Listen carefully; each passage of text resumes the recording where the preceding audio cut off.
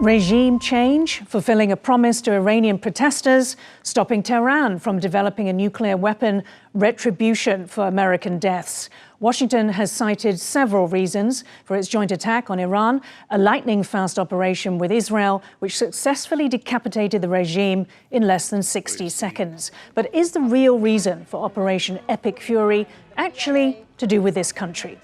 Wang Yi of China was reported as saying to his Russian counterpart, "It is unacceptable for the United States and Israel to launch strikes on Iran during the Iran-US negotiations." Wang said that it is also unacceptable for the US and Israel to openly kill the leader of a sovereign state and encourage government transfer. Some analysts say Iran is actually about China and maybe Russia, while others say that Iran is a so-called last among equals in China's Middle East calculus. So, as we discussed on this show after Venezuela, did Trump actually attack China ally Iran and Venezuela before that in order to weaken Beijing?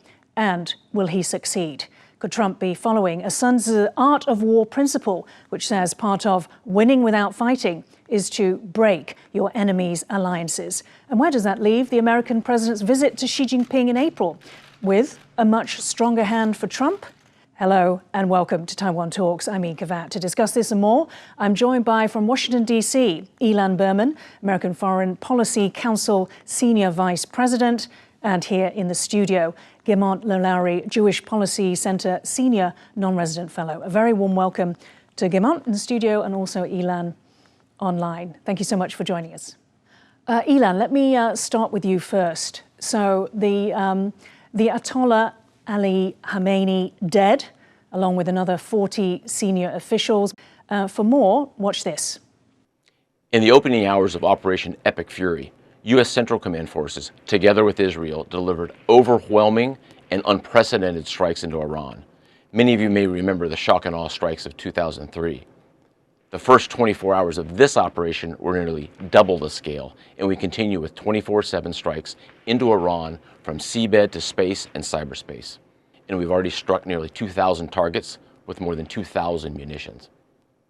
We have severely degraded Iran's air defenses and destroyed hundreds of Iran's ballistic missiles, launchers, and drones. Our B-2 bombers and B-1 bombers have executed uncontested surgical strikes against multiple missile facilities deep inside Iran.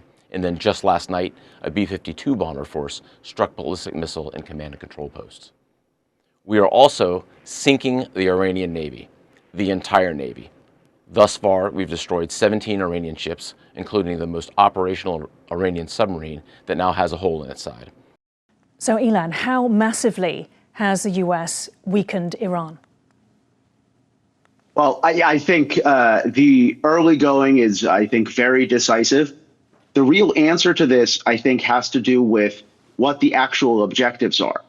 If we're taking what the White House is saying and we look to the ballistic missile capabilities, to the nuclear program, even to key leadership nodes, I think this has been a very rapid deconstruction. This has been a very successful campaign so far.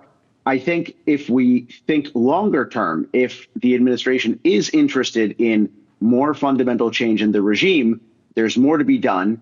I think in the coming days, we're going to see exactly what the contours are of American policy, where the Trump administration is going to stop, and what is going to count as a success. But the early going so far, I think, is very promising from the White House's perspective. Can Iran still actually inflict pain on Israel and the U.S.? Because Iran has cheap missiles and drones, and Israel and the U.S. have expensive air defense.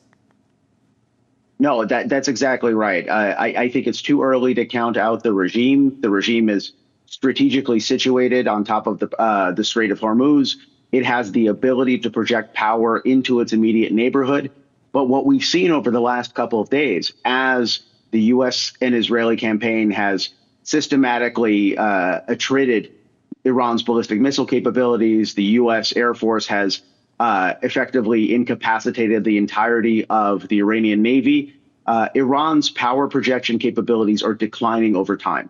It's not so much about rockets, it's about rocket launchers, the systems that it needs to put the missiles into flight. those are dramatically declining over time, and so are the missile barrages as a result. Okay.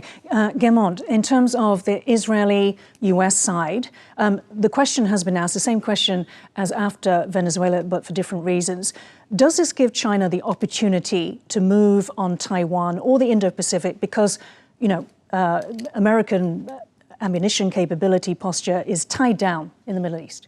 They're not prepared for an invasion or blockade of Taiwan because the U.S. still maintains a carrier strike group near Taiwan in Japan. Also, U.S. still has submarines in the area carrying many types of missiles. So, and the U.S. has air bases all around this area. So it's not like everything is in the Middle East and now China can take advantage of it. And a large part of that, of course, is that Xi Jinping has effectively gutted or decapitated his own military. Right. I mean, that's a self-inflicted wound. And I think people who are China watchers and people who are concerned about China appreciate the efforts that Xi Jinping is doing to destroy his own military. I clap him for that. But also, this shows the systematic way in which the United States could take down a fairly large country. Iran is very large. According to most analysts, about 50% of the Iranian 600 launchers have been destroyed, which Elon and you have just previously discussed, and more every day. So where does that leave? And we have discussed this as well many times before, this idea of a three-front war, one in Europe, one in the Middle East, then allowing Xi Jinping to move on Taiwan. Where does that theory stand then? It still stands, but I think the time for that is too early. Long Kaifeng in 2018 proposed that idea in an academic paper in China, one of the think tanks. And I think it's still valid. I mean, the U.S., the air defense missiles that would protect Taiwan from the U.S. side are greatly depleted, just as the Israelis' missile defense systems are greatly depleted. But the question is, which side has time on their side?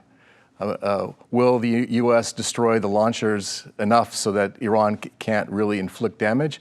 China is recalibrating itself and trying to understand how to deal with a more robust, strong United States. Yeah, on that point, Elon, bringing you back in, after Venezuela, China was clearly stunned by U.S. military power. Now the U.S. ability to decapitate Tehran with just air power. Let's take a look now at some NTD, China in Focus reporting. They've got some Chinese social media posts before they were scrubbed. You can see them celebrating, these are Chinese people, with Iranians, the overthrow of Khamenei and wishing that China could be delivered from the CCP. So my question to you is, to what extent do you think that Trump's actions, actually scare China?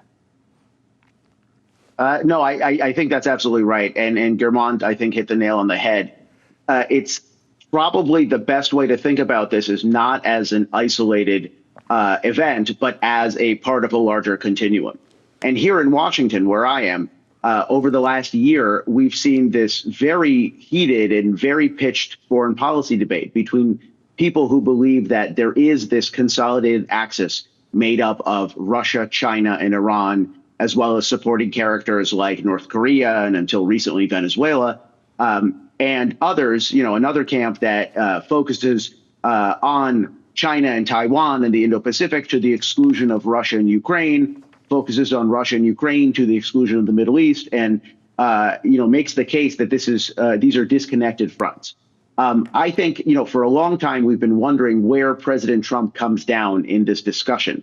And I think what we've seen over the last 2.5 months is the president has weighed in very forcefully in favor of the first category. He believes these fronts are all interconnected, and he's very systematically walking around the clock and beginning, he first removed a key supporting player in Nicolas Maduro in Caracas, and now he's beginning to tackle the weakest leg of the tripod, which is the Islamic Republic of Iran.